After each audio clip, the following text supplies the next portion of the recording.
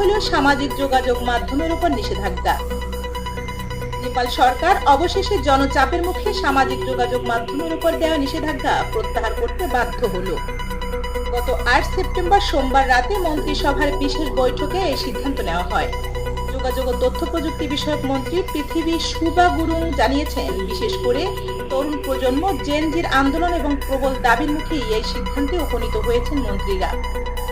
এর আগে 4 সেপ্টেম্বর থেকে ফেসবুক, হোয়াটসঅ্যাপ, ইনস্টাগ্রাম, ইউটিউব সহ 26টি সামাজিক মাধ্যম প্ল্যাটফর্ম বন্ধ করে দেওয়া হয়েছিল। সরকারের যুক্তি ছিল, এইসব প্ল্যাটফর্মে ভুয়া আইডি ব্যবহারকারীরা গুজব ছড়াচ্ছে, ঘৃণা ছড়াচ্ছে, সাইবার অপরাধ বাড়াচ্ছে এবং সামাজিক সম্প্রীতি বিনষ্ট করছে।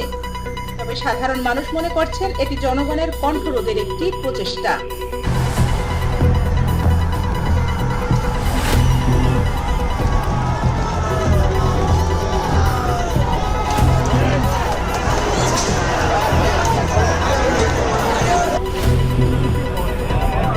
यहाँ आउने बित्तिकै यहाँ अब पिसफुल प्रोटेस्ट गर्ने भनेर हामी प्लान गरेर आएको थियौँ। यहाँ साथीहरू हामी यहाँ आउने बित्तिकै यहाँ एकदम नराम्रो इन्सिडेन्ट, यहाँ पुलिसहरूको मिसबिहेभ हेर्न सकिन्छ। यहाँनिर এই নিষেধাজ্ঞার প্রতিবাদে নেপাল জুড়ে শুরু হয় ব্যাপক ছাত্র আন্দোলন।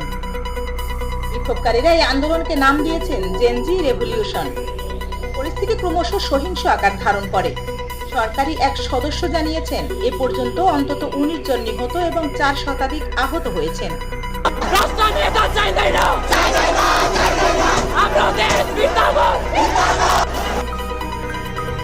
এই নৈতিক সংকটের দায়ে পদত্যাগ করেন নেপালের স্বরাষ্ট্রমন্ত্রী রমেশ লেখক। তিনি সোমবার সন্ধ্যায় প্রধানমন্ত্রী কেপি শর্মা আলীর কাছে পদত্যাগপত্র জমা দেন।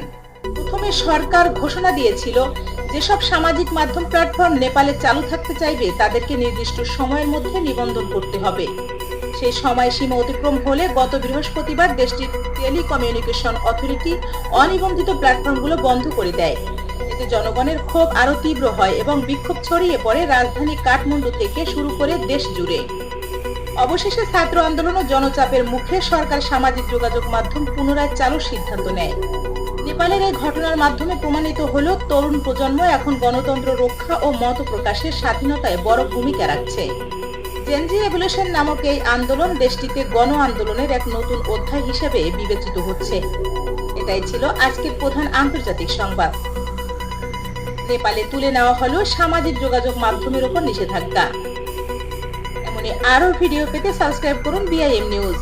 দেখা হবে পরবর্তী নতুন কোনো ভিডিওতে। ততক্ষণ